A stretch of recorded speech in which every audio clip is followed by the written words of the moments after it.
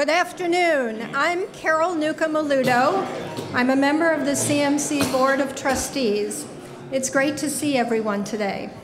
Today's forum is the 73rd Annual Human Services Institute and Eugene H. Freedheim Lecture, Spotlight on Public Policy, Developmental Disabilities Moving Towards Inclusion, presented by the Center for Community Solutions, represented here today by John Honig and his associates. Please join me in thanking our sponsor and welcoming John Honig to the stage. He will introduce our speakers.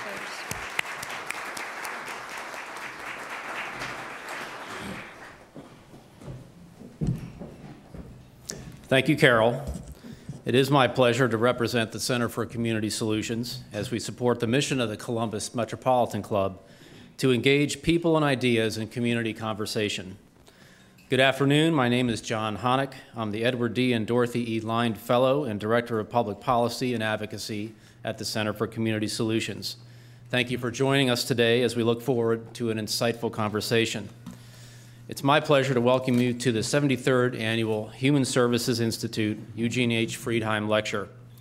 The Center for Community Solutions is a nonpartisan think tank with offices in Cleveland and Columbus. We focus on addressing health, social, and economic issues affecting our state. For over 100 years, we have provided strategic leadership and organized community resources to help find solutions to important public policy issues. We accomplish this through applied research, nonpartisan policy analysis, and advocacy. Today's forum on developmental disabilities will shed light on one of the most important issues facing our state. The developmental disability system is a major topic of discussion in this year's budget process. The system is undergoing a paradigm shift in its approach to employment and residential services.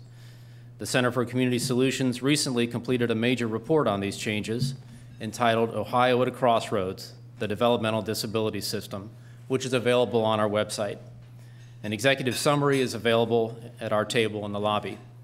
We hope that you will join with us in finding solutions to help Ohioans with developmental disabilities lead rewarding and productive lives in their communities. Our thanks to the Metropolitan Club and to all of you for attending today. Now it is my honor to introduce today's speakers, who are all outstanding leaders in their fields. Please welcome John Martin, Director of the Ohio Department of Developmental Disabilities, Margie Pizzuti, President and CEO of Goodwill Columbus, and Gary Tonks, Executive Director of the Arc of Ohio. And our host for the discussion today, Joe Ingles of the Statehouse News Bureau. Joe, the podium is yours.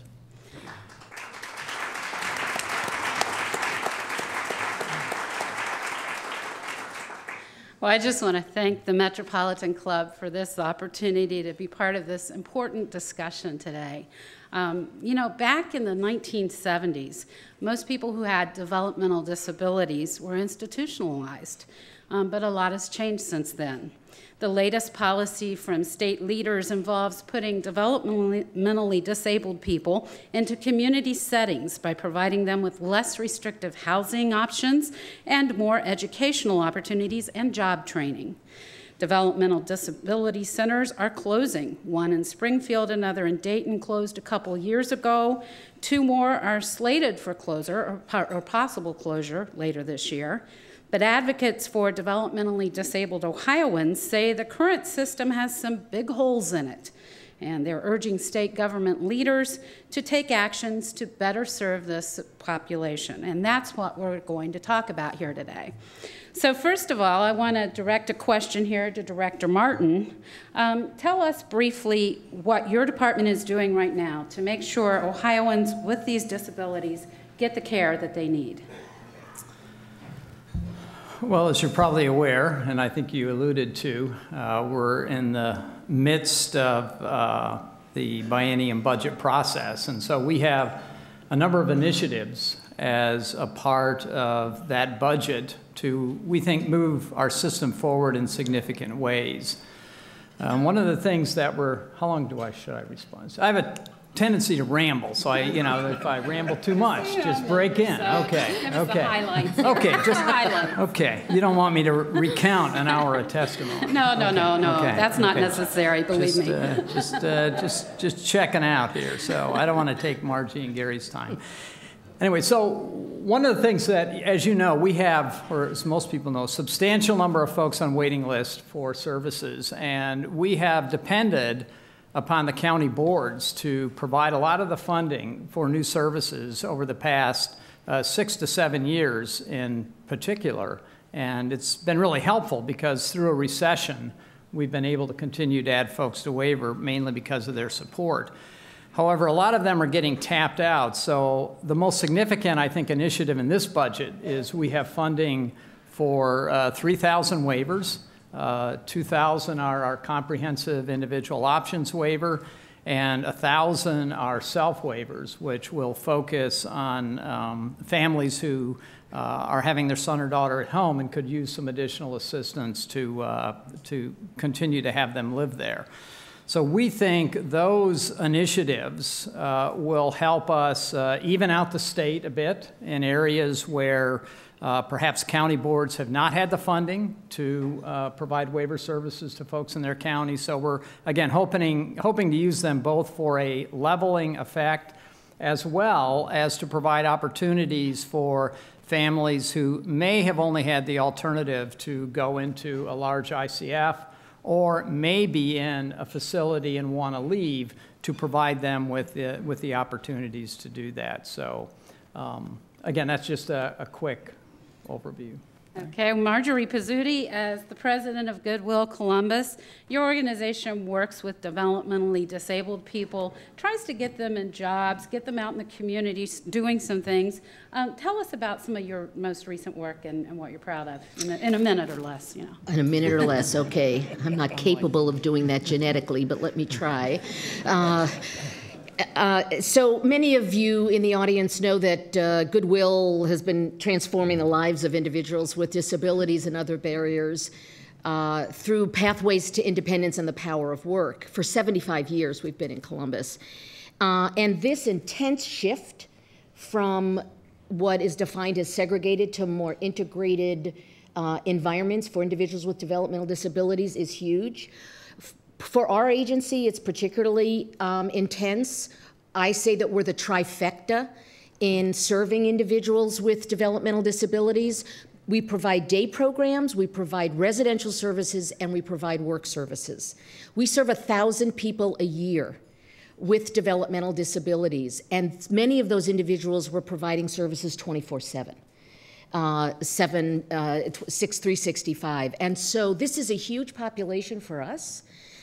We have traditional day programs. We're working with the state, with the Ohio Department of Developmental Disabilities, through Employment First and other initiatives that came through Governor Kasich to move those individuals that are currently in work services into integrated competitive employment.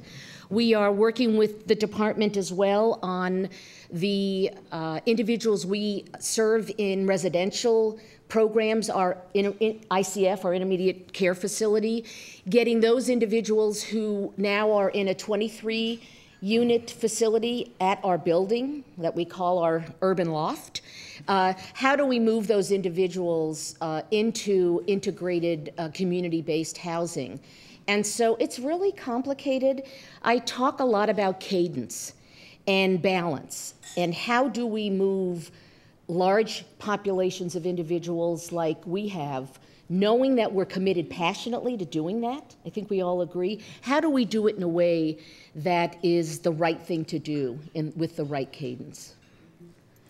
Gary Tonks, you advocate legislatively for developmentally disabled people and their families. Tell me what you're looking at, especially as we go through this budget process right now. I often think of the ARC as the grandmother of the disability movement. We've been around nationwide for 65 years. Most of the services that we have, including the Department of DD, was established by our members.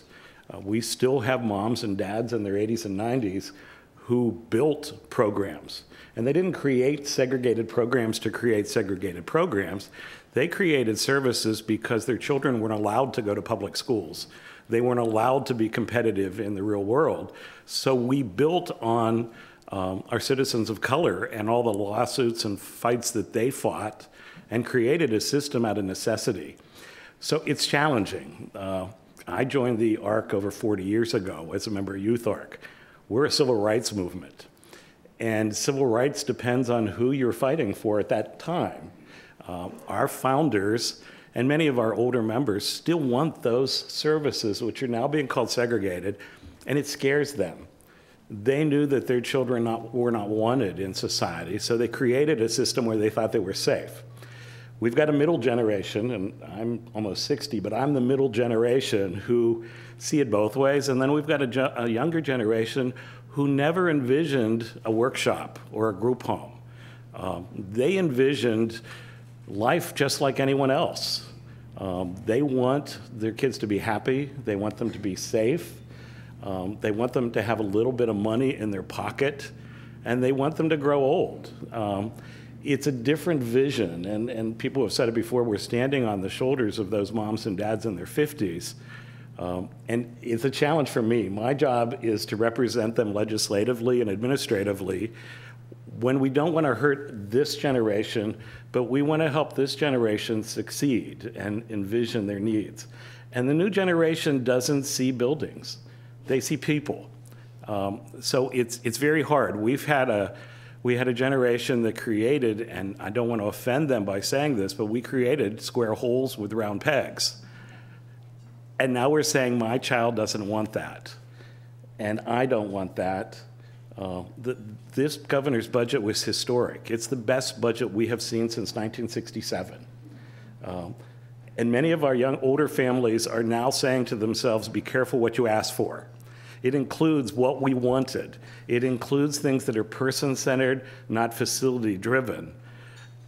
Yet we have families who are concerned that if I give you the choice of living independently, how will that affect my choice when I like Goodwill Sheltered Workshop and I like the intermediate care facility? How does that affect my choice? And I think we need to answer those questions for those families. And that brings me to the next question. I'm going to bring up the F word, funding. Where do the funds come from that are needed for these services? Because the thing I hear most from people in this area is we need more money. So I'll let anyone take a stab and then go ahead and follow up with each other on this, because this is a big question, I'm sure. Yeah, maybe just a little overview. I think most people in the room are probably aware of it, but Ohio is very unique in that we have local levy dollars in our system. And when you look at the funding of DD services nationally, of all of the money raised nationally by local entities, half of it is raised in Ohio, and the rest of the 49 states raise the other half. And so that puts us unique. Only 17 states have local levies. And so that's to say there's about $1 billion in our system raised by local levy. And then there's about another $2 billion, which is a combination of state and federal dollars that bring our system to a total of about $3 billion. So that's kind of a quick and dirty overview of the general funding for it. We're very appreciative, Gary alluded to in this budget, of the governor's support of our system, where in the second year of the budget, we are bringing to the table over $100 million new dollars in general revenue funds. Much will go to match federal funds, bringing in another 60 cents on the dollar for that, for a total of over $300 million in new dollars coming into the DD system in this coming biennium budget. And we have a huge dilemma. We're serving in our DD system about 100,000 children and adults. We also know that there are over 100,000 children in our school system that are on their way, and there may be as many as 100,000 other Ohioans that are out there on Main Street that are blending just fine. But we're struggling with 100,000, and the system may double in the next decade. And what are we going to do? Can we afford two systems? Can we afford what the feds are calling an institutional segregated system, as well as a person-centered community system? We're struggling with it more than most states. Historically, if you think of our local funding, Think back about 15 years and what the Ohio Supreme Court said about our school funding formula.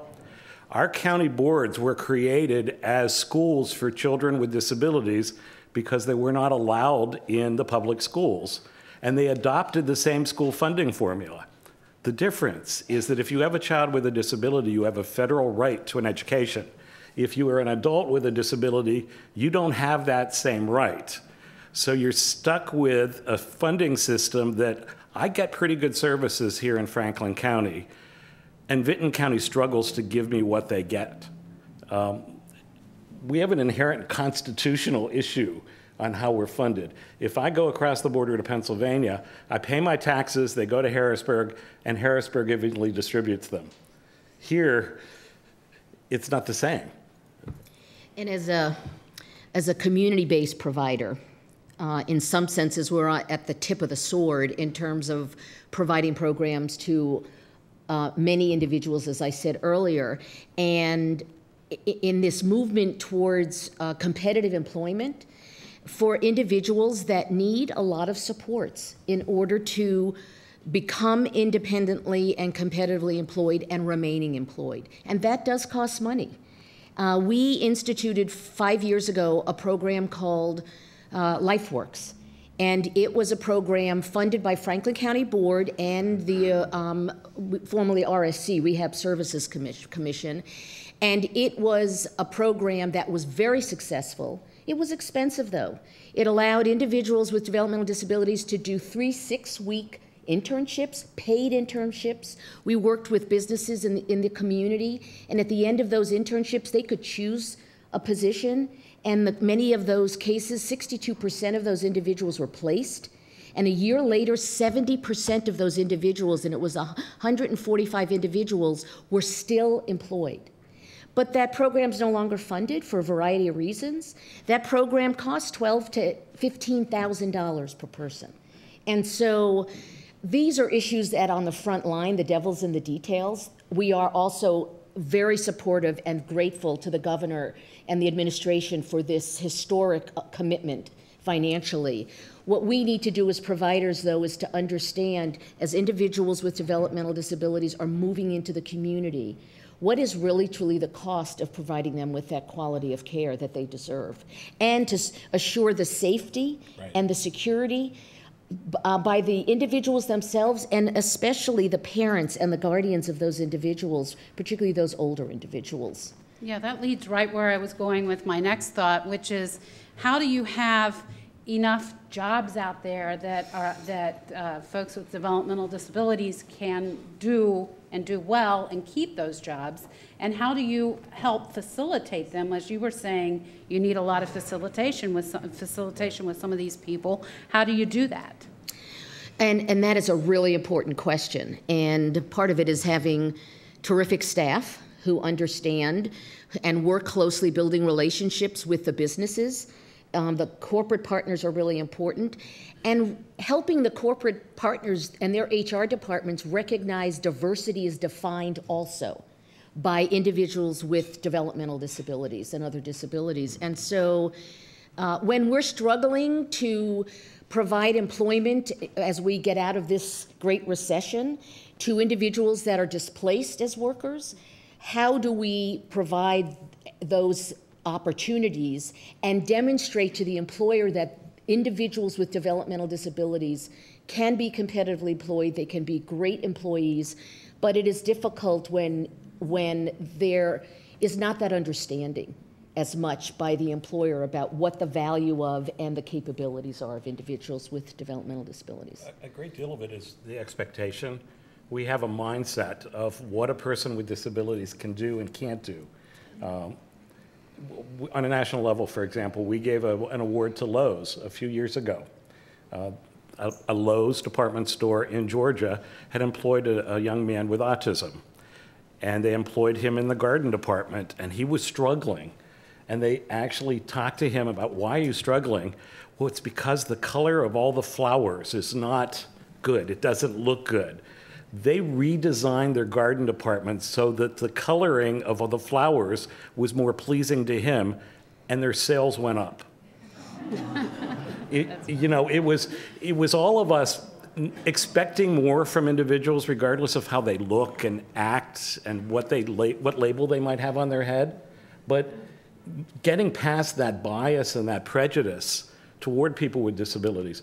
When I started in this field 40 years ago, our institutions were filled with people that today would not even qualify for our county board services. We had low expectation.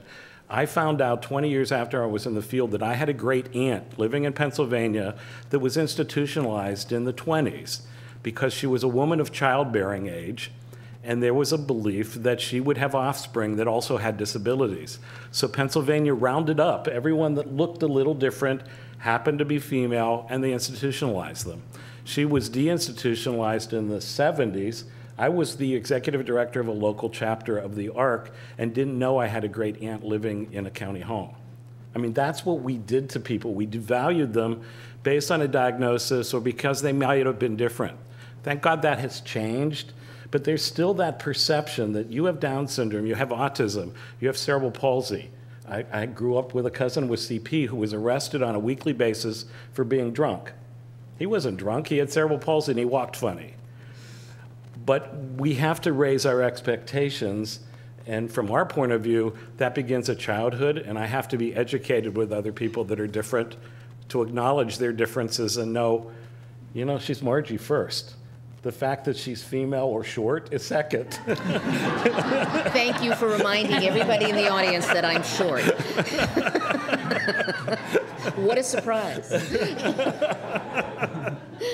I had to help her on the chair, so I had to say Thanks for sharing that as well. Just the other thing I would add is that since the governor signed the Employment First proclamation, I believe in 2013, we have 1,000 more folks with disabilities employed in Ohio than we did at the time he signed it. And again, keeping in mind we were coming out of a recessionary period. And I think part of that is a testament to our local county board system, because one of the interesting things we've seen is that, particularly in a lot of small to mid-sized counties, those folks on the county board are business people in those local communities.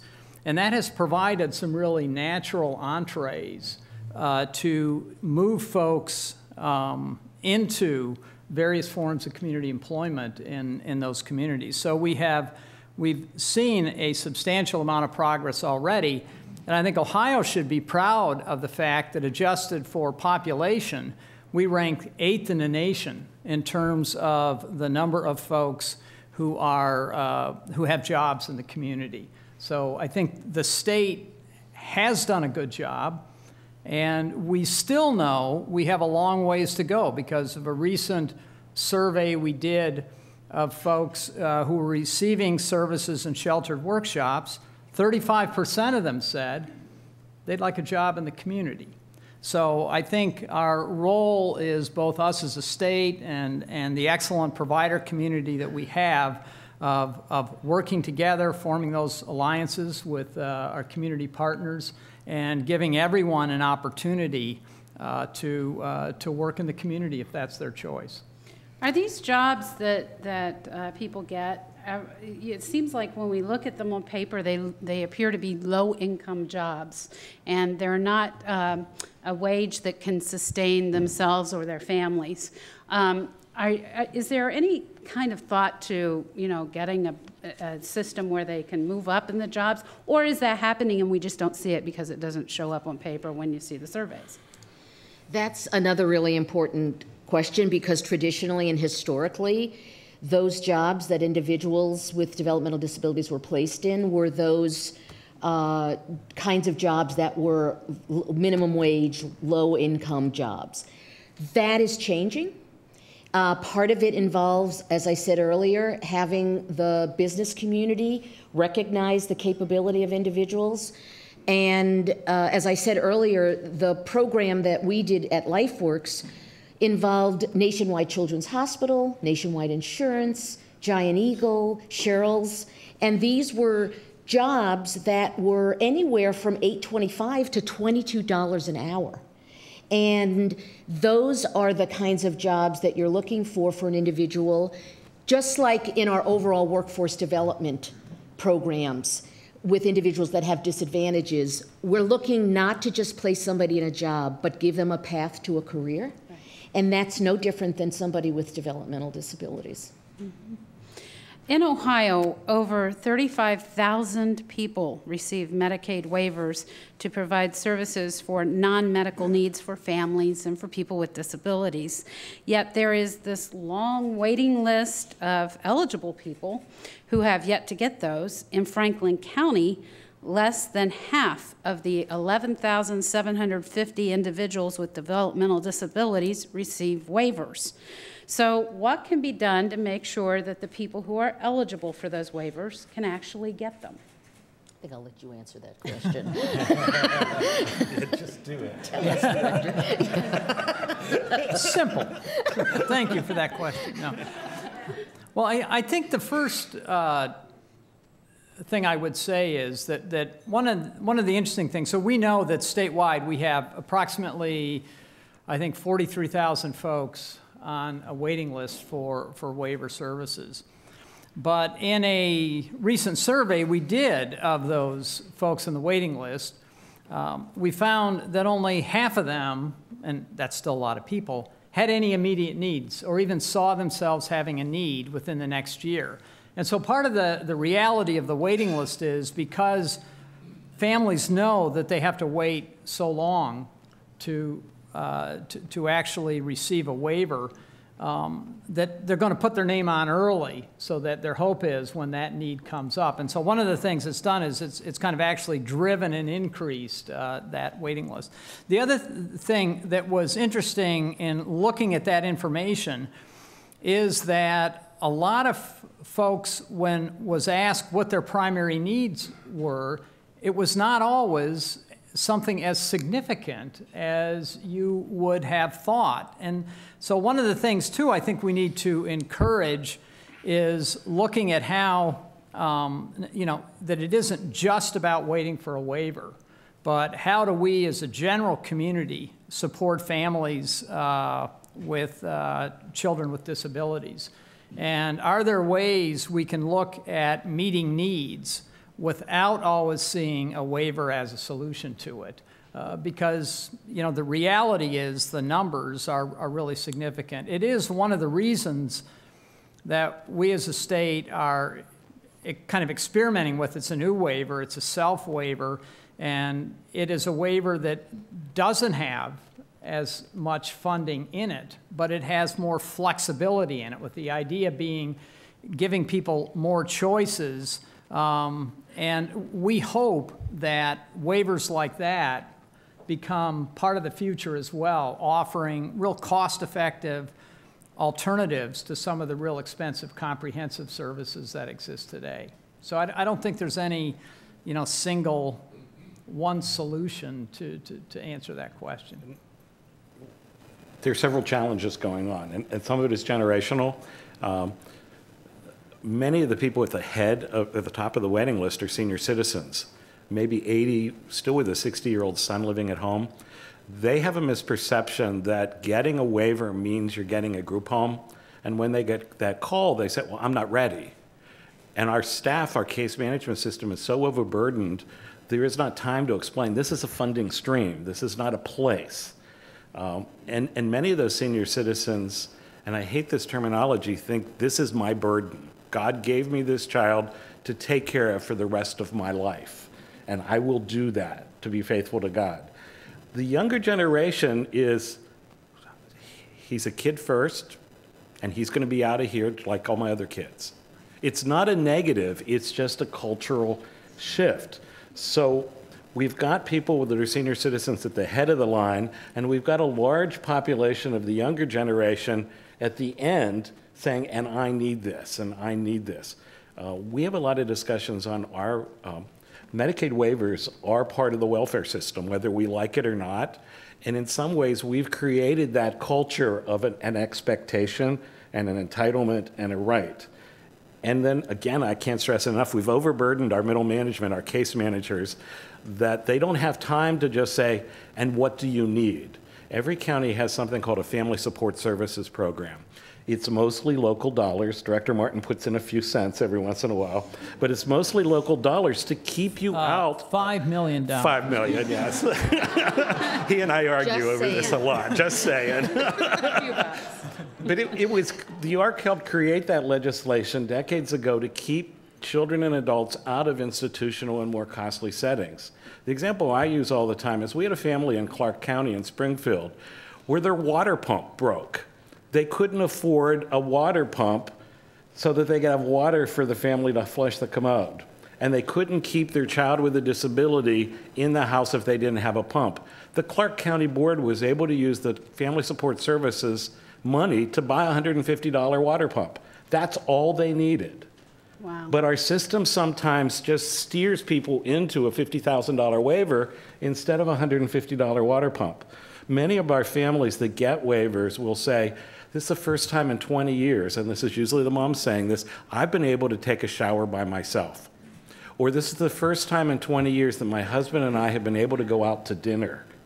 And what Director Martin talked about with the self-waiver, it's a smaller total budget, but it gives the family the freedom to hire that babysitter. And it's sometimes not the economics of paying for the babysitter, it's the county or the state having a list of people that will babysit. Because again, babysitters have that, well, you've got Down syndrome, I couldn't possibly sit for you. Or maybe we have one family that lives down a long lane because they are on a farm and no one wants to go down that long lane. It's sometimes just that assistance and not the money, but our system is developed into facilities and this is the menu. And you can't go off the menu. Our new self-waiver is an a la carte, and it encourages you to go off menu. If I've got a 25-year-old son who is never going to learn how to cook on the regular stove, this waiver allows me to buy a microwave at Walmart. That's great. That's definitely cheaper than a $50,000 waiver, as you're pointing out. I want to remind everyone that in a few minutes we will move to audience questions, but just allow me the pleasure of asking one more question here to our panel. What one key thing do you think would make the difference to individuals in Ohio who have developmental disabilities and their families? Is there one thing on the wish list that you think would make a huge difference?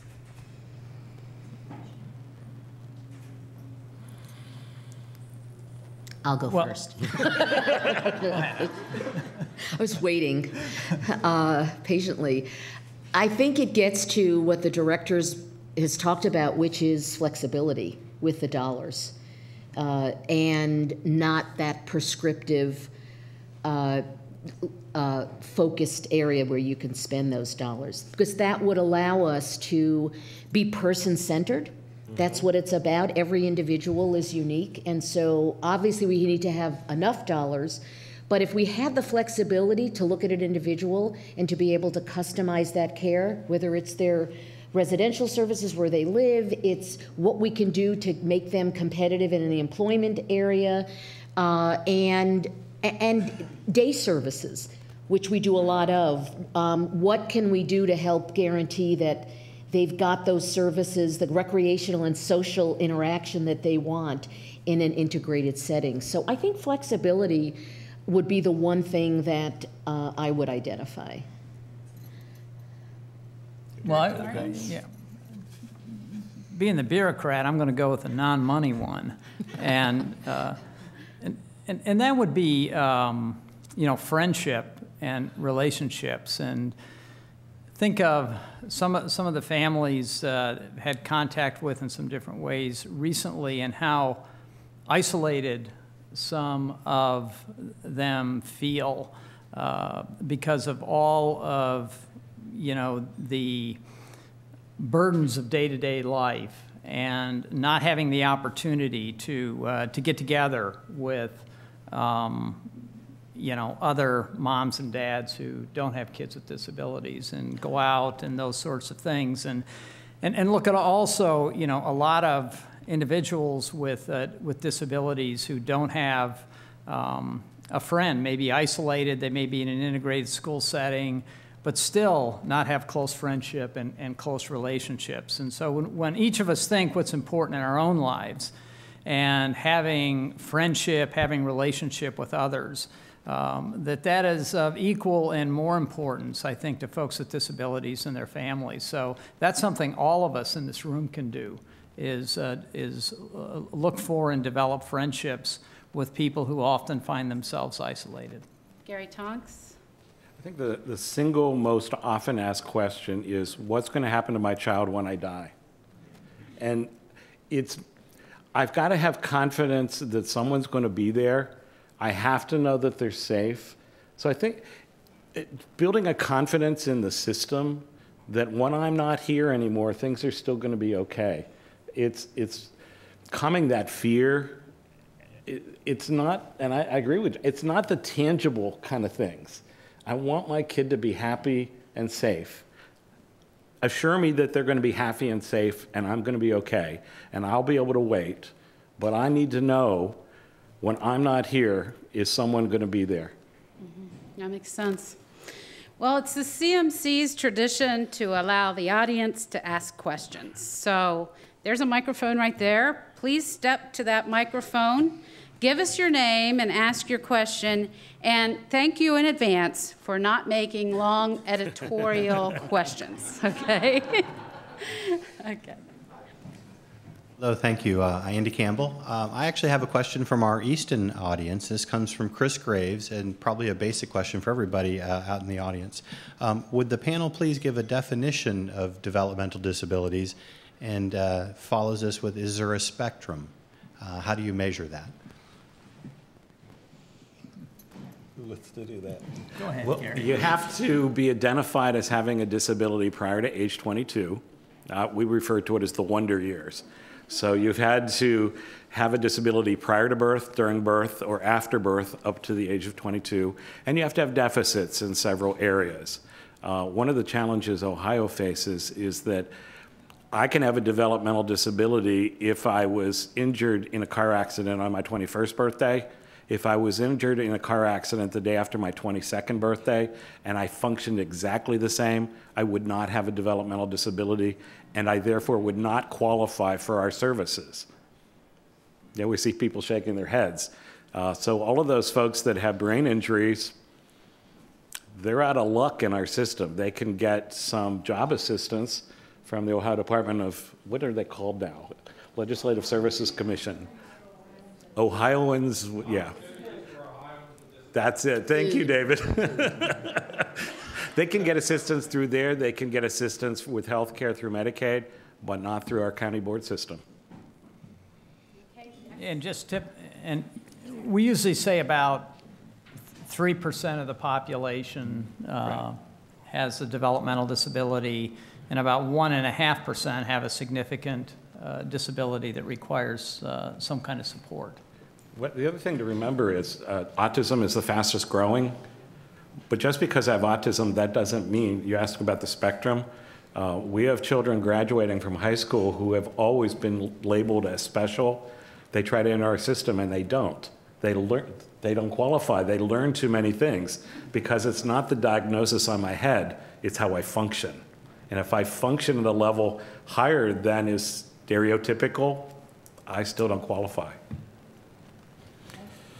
Thank you. I'm Michael Hartley. I have the privilege of being the co-chair for the Columbus Autism Walk and a father of a child with autism. And the things that I've learned the last couple years since our son's diagnosis is the impending boom of what's called the transition period, when they are, and you've touched on it a little bit, but I'd love to get your thoughts on what we're looking at when our kids turn 18/22 and they're no longer in the system. So would love to hear your thoughts.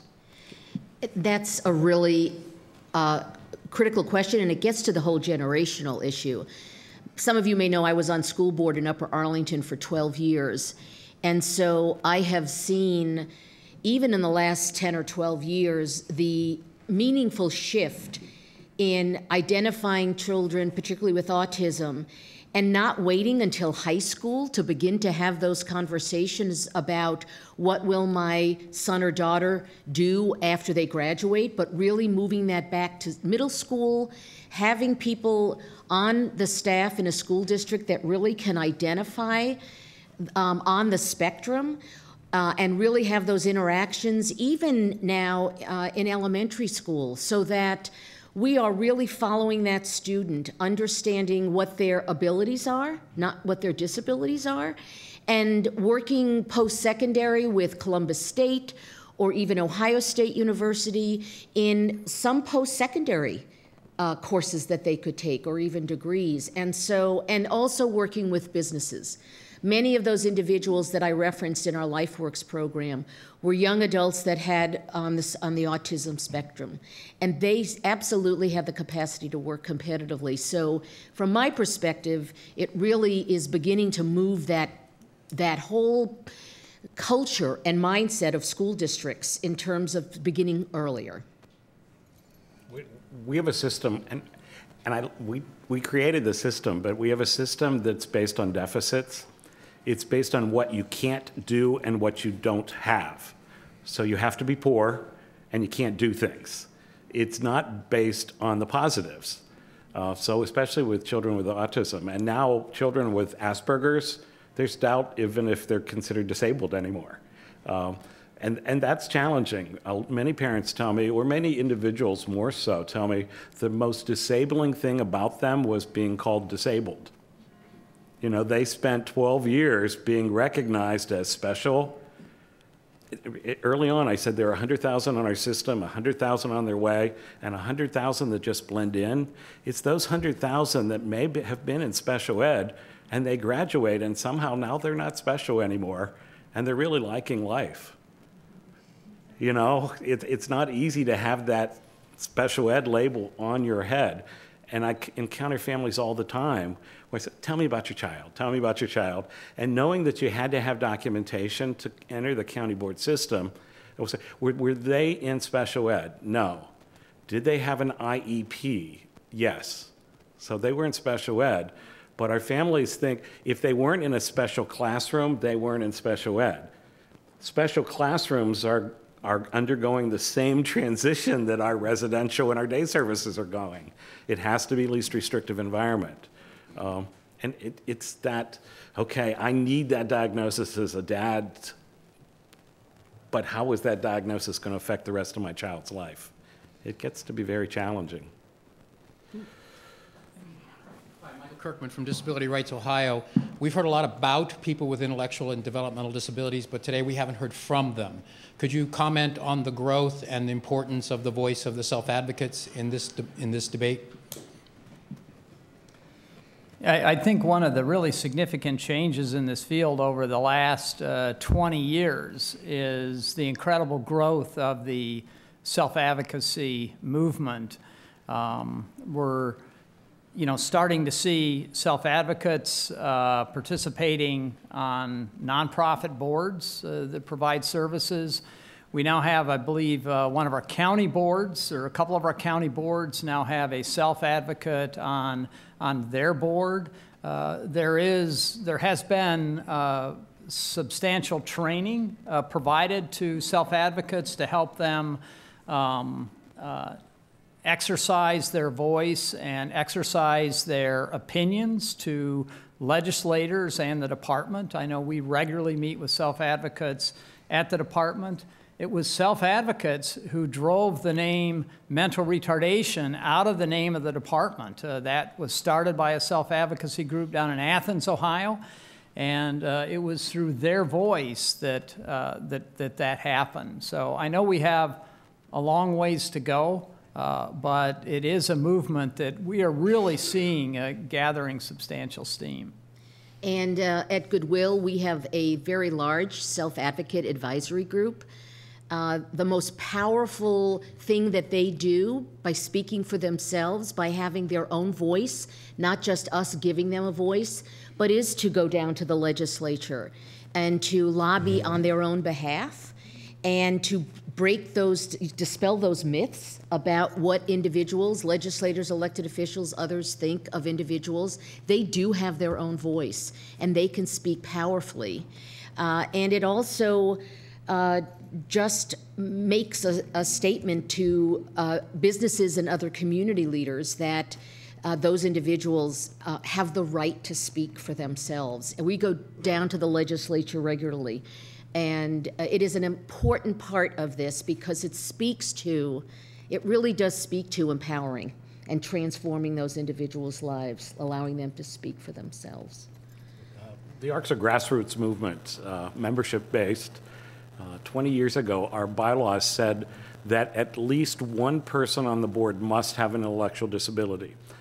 People with disabilities about 15 years ago submitted a bylaw amendment to remove that bylaw, saying, because you had to have, and we said, well, our average dues are $25, but you only have to pay $5. They came to our board and got it passed, saying, I'm just as valuable as everyone else, and I want to be on that board because I'm a good board member, not because I happen to have a disability. Our board president, our state president, my boss has an intellectual disability. He was elected because he's a good president. His mother was one of our founders, so I'll cry. When John walks into the room, people ask, you go around and say, I have a master's in special ed, or I'm a psychologist. John's comment is, I'm the president of the ARC of Ohio. I'm 58 years old, and I have more experience than anyone else in the room because I've lived with myself for 58 years. And he's the uncle you always wanted, the best friend, and I have to say one of the best board presidents I've ever had. He cuts through the crap. He remembers what I said 15 years ago. He will remind me what I said. He'll remember what John said. He will quote it. He's probably on the autism spectrum. He'd be the first one to say, I failed the first grade. But he knows intuitively what needs to be done, and he can get it done. He can get a motion through. He can get a bill passed. If you can imagine thousands and thousands of members who happen to be family members, multi-generational, John can stand in front of 1,000 people, speak his mind, and help the person beside him who can't speak at the same time. We've come a long way. Their big movement is most workshops pay less than minimum wage. Their movement has been to eliminate sub-minimum wage. New Hampshire just outlawed sub-minimum wage this week. So in addition to all the federal rules and regulations about desegregation, is a movement by people with disabilities themselves that if I am actually employed, I better be making at least what you're making. And so I don't believe it's the integration segregation argument. It's going to be the payment. And how much do we have to pay people to work in these settings? The economics will drive the desegregation. And do you think there's enough willingness among the business community that's employing people to make that change readily? We haven't taken a position on it. It's funny. We support self-advocates, and we are the civil rights movement for people with disabilities, but the ARC on a national level was the largest provider of sheltered employment. So it's challenging. And there are many providers, I think, in the audience here today, and we all, it takes a village. I know I sound sort of like a Pollyanna, but the providers in this room, if we are working collectively and collaboratively and thinking outside the box, which is what we need to be doing, and really looking at different ways to do it, I think we can inspire and educate and inform the business community in a way that will have them embracing this population, especially as those individuals begin to advocate more and more for themselves.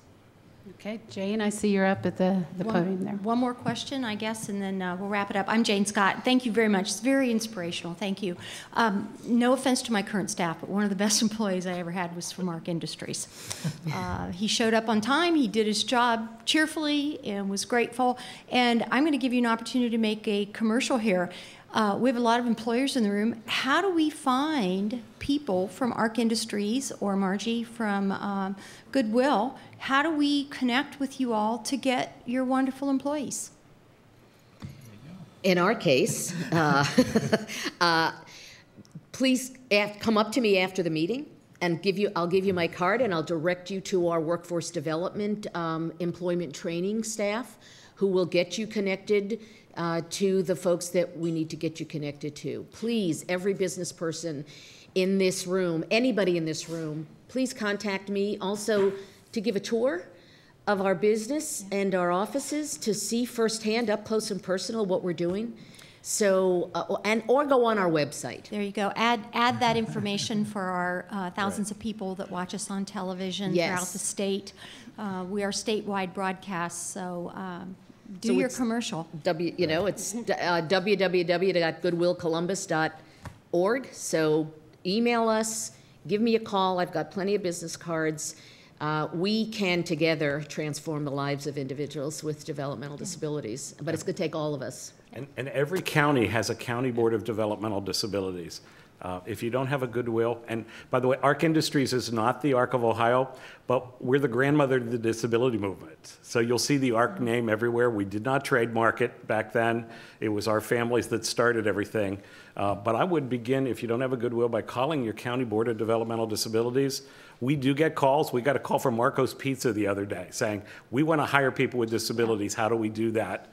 And we provide that connection. We have over 10,000 people on an e-list. I'm sure if someone wanted a job, we put it on, it would be spread very quickly, social media. And I would make a plug for the Franklin County Board of Developmental Disabilities. They have been for 45 years an extraordinary partner with Goodwill. So thanks for the reminder. If you don't call us, call the Franklin County Board, and they have the capacity to do that as well. Wonderful. Thank you so much. I'm sure you enjoyed today's forum. We encourage you to continue the conversation in the lobby with coffee and cookies. And if you haven't had the cookies before, try them. They're very good. Gives you a nice little sugar high as you go back to work.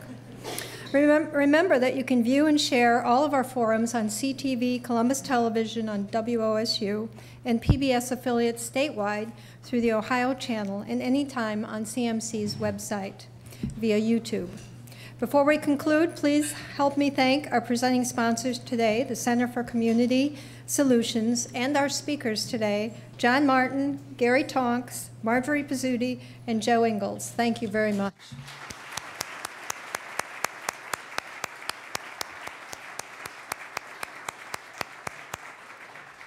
We look forward to seeing you soon again, and please bring a friend.